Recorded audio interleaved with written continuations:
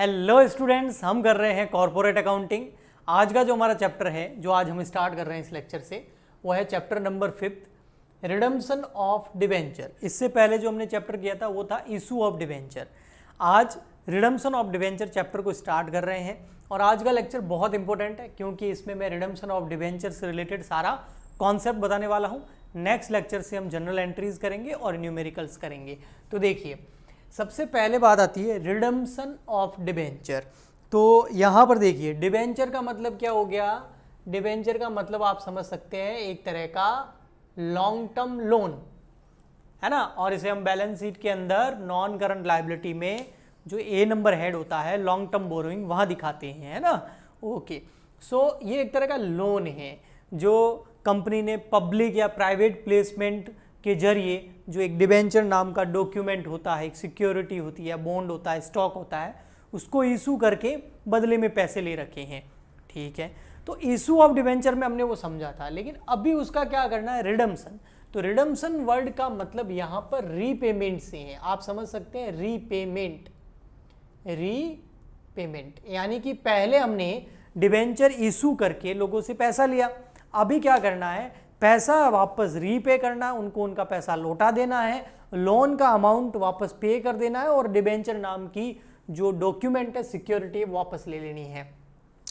Companies act 2013 जो है, companies act 2013, उसका सेक्शन नंबर 7 और क्लोज नंबर 8 हमें बताता है इस रिडम्पशन ऑफ डिबेंचर के बारे में। तो रिडम्पशन ऑफ डिबेंचर करना है, ये कौन बताता है? ये बताता है कंपनीज एक्ट 2013 का सेक्शन नंबर 71 और क्लोज नंबर 8। ये क्या बोलता है? पे कर दो इंटरेस्ट और principal amount as per terms of issue या as per condition of issue.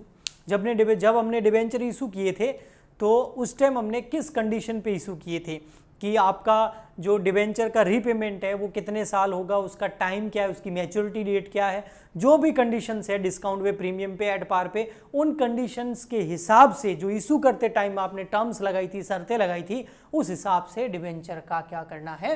Redemption करना है। तो ये हो गया रिडम्पशन ऑफ डिबेंचर, उसका सेक्शन।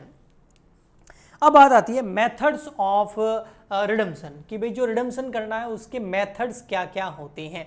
तो मोटा मोटी इसके दो मेथड होते हैं, रिडम्पशन इन कैश और रिडम्पशन बाय कन्वर्जन। दो मेथड होते हैं। रिडम्पशन बाय कैश का मतलब कि भैया ये डिबेंचर दे दो और उसके बदले में पैसे ले लो, ये रिडम्पशन इन कैश हो गया।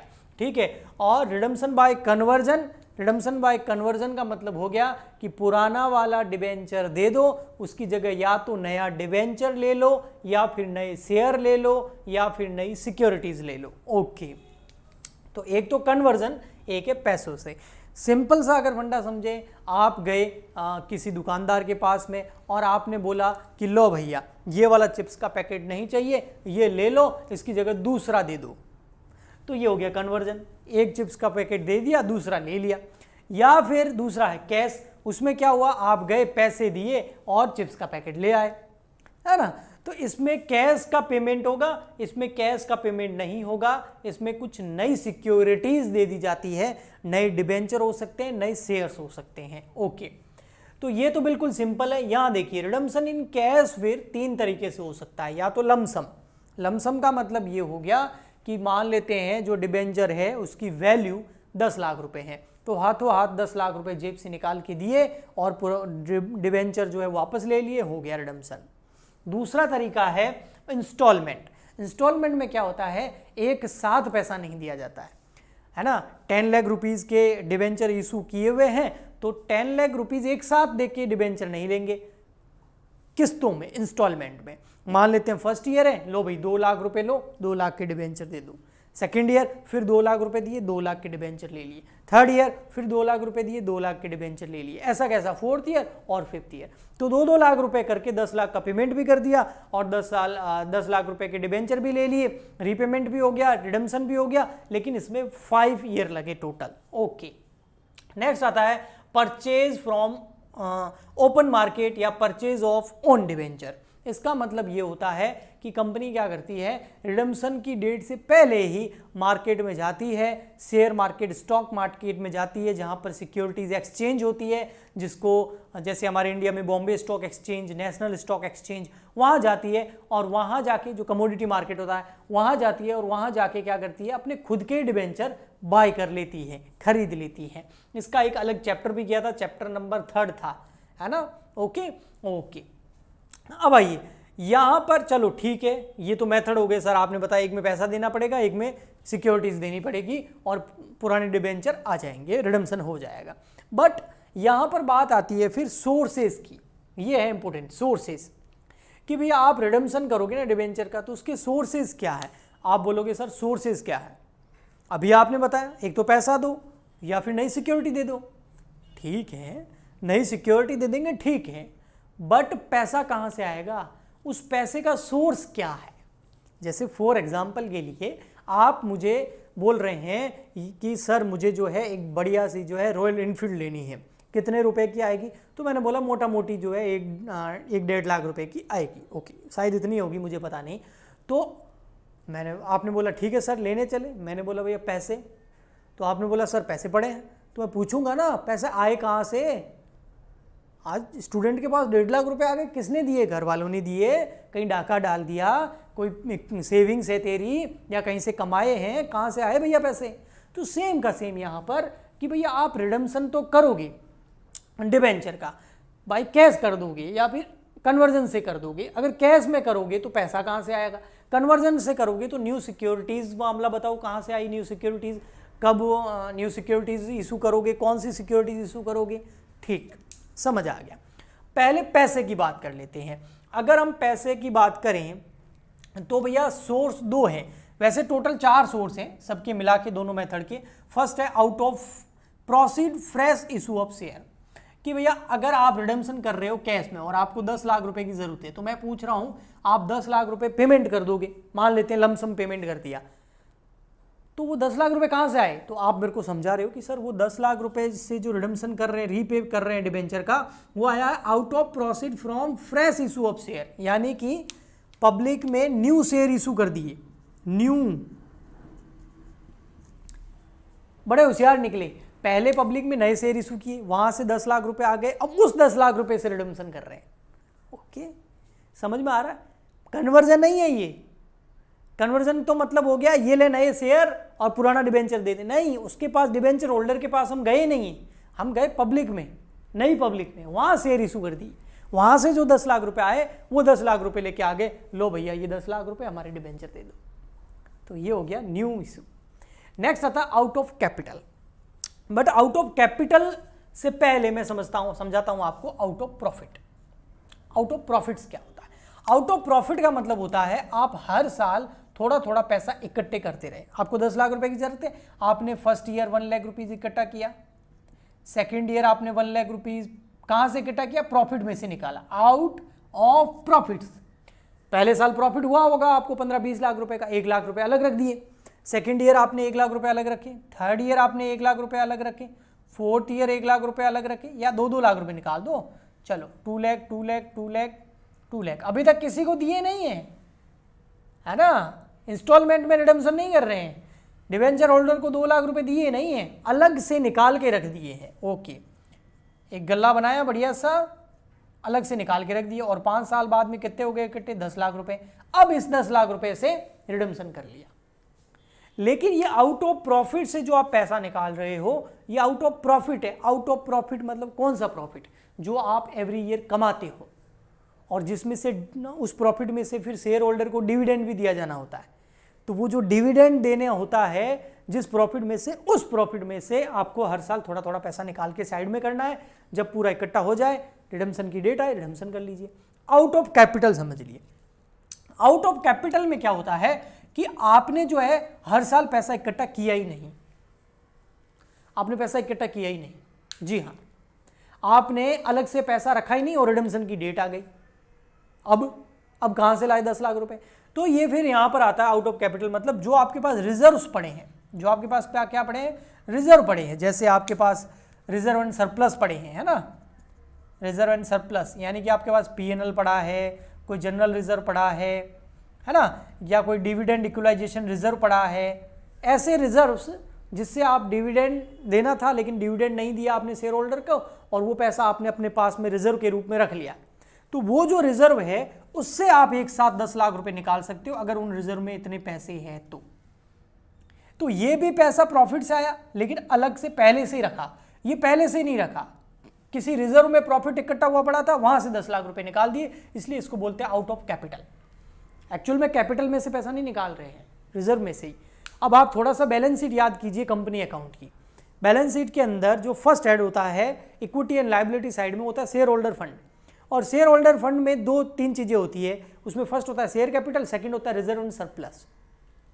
तो रिजर्व एंड सरप्लस को शेयर होल्डर का ही पार्ट माना जाता है क्योंकि वो एक ऐसा डिविडेंड है जो दिया नहीं पर है तो शेयर होल्डर का ही, तो उसको एक तरह का कैपिटल की तरह ट्रीट किया जाता है, इसलिए बोला out of capital. Okay, third वाला बिल्कुल इजी है, bye conversion in other securities. पुराना वाला डिबेंचर ला, उसकी जगह नया डिबेंचर ले जा, क्योंकि यहां पर बोला है अदर सिक्योरिटीज, सिक्योरिटीज में डिबेंचर भी आते, स्टॉक भी आते, बॉन्ड भी आते, शेयर्स भी आते। तो पुराना वाला जो डिबेंचर है वो ले लो, उसकी जगह नया या तो शेयर दे दो, इक्विटी दे दो, प्रेफरेंस दे दो, डिबेंचर दे दो, नए स्टॉक दे दो, कुछ भी दे दो, नया दे दो। ओके, अब मोस्ट इंपॉर्टेंट चीज आ रही है वो समझना। अब क्या है, कंपनीज एक्ट 2013 की कुछ रेस्ट्रिक्शंस हैं, वो बोलती है कि भैया अगर मान लेते हैं आपकी ये बैलेंस शीट है, ठीक है, मैं ऐसी बैलेंस शीट बना रहा हूं कंपनी वाली, ठीक है।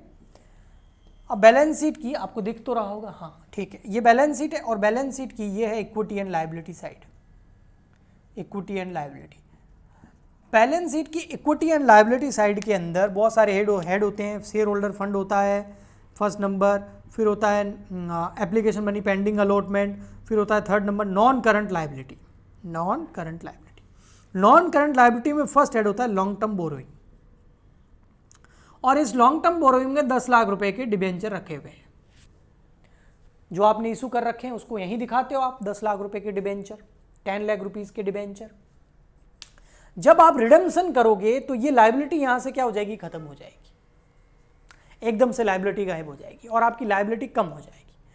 पर कंपनीज एक्ट 2013 बोलता है कि आप अगर एकदम से यहां पर लायबिलिटी गायब कर रहे हो तो उसकी जगह कोई नई लायबिलिटी जनरेट करो, ये कंडीशन है कंपनीज एक्ट 2013 की। तो अब आप कौन से सोर्स से रिडम्पशन कर रहे हो? अगर आप out of fresh issue of share, यानी कि आप 10 लाख रुपए के शेयर इशू करके रिडम्पशन कर रहे हो तो कोई प्रॉब्लम नहीं है। क्यों? उससे क्या होगा, यहां पर ये 10 लाख रुपए के जो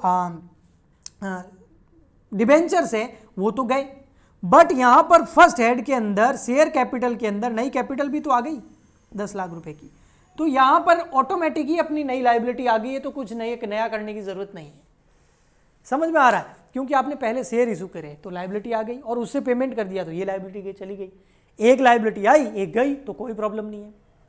ऐसा कैसा कन्वर्जन के मामले में होता है, कन्वर्जन के मामले में भी यही होगा, वो जो डिबेंचर वाली लायबिलिटी है प्रीपेमेंट करने की वजह से खत्म हो जाएगी, या तो उसकी जगह नए डिबेंचर आ जाएंगे या कोई नए शेयर आ जाएंगे, तो वहां पर भी एक नई लायबिलिटी आ रही है।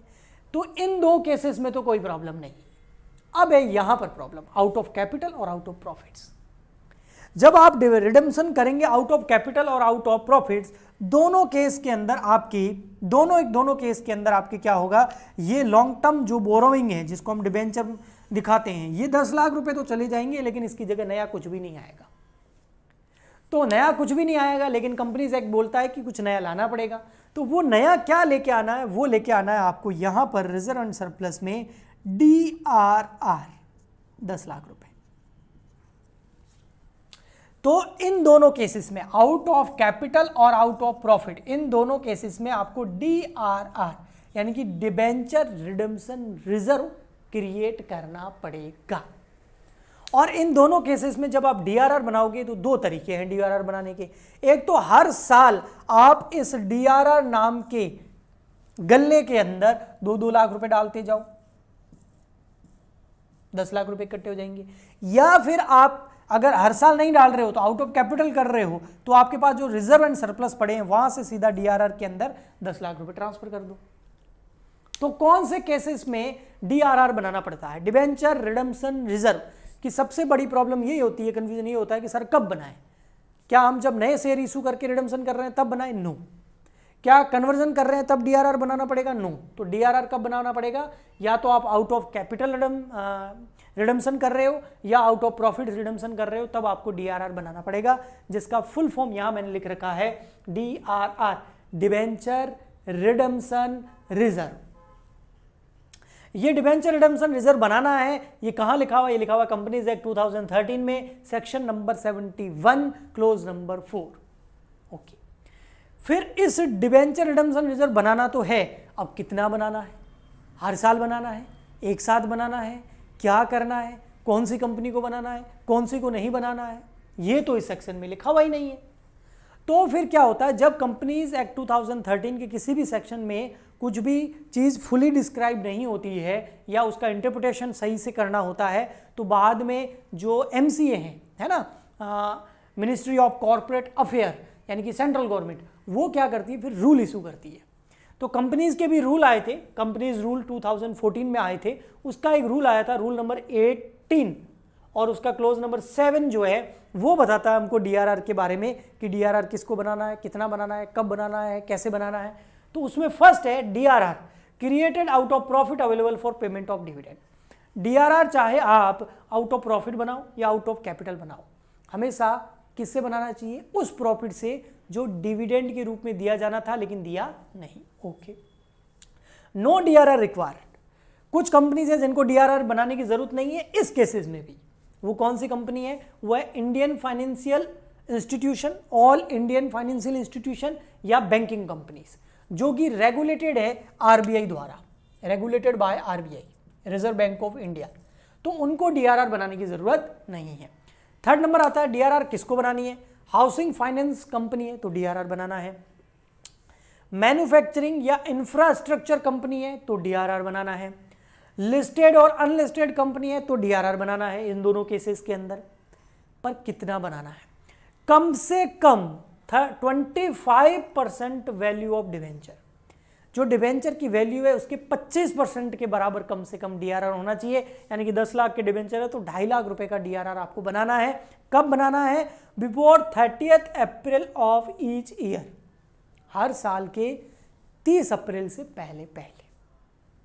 ओके, एक और कॉन्सेप्ट आता है debenture redemption reserve investment, DRRI, debenture redemption reserve investment.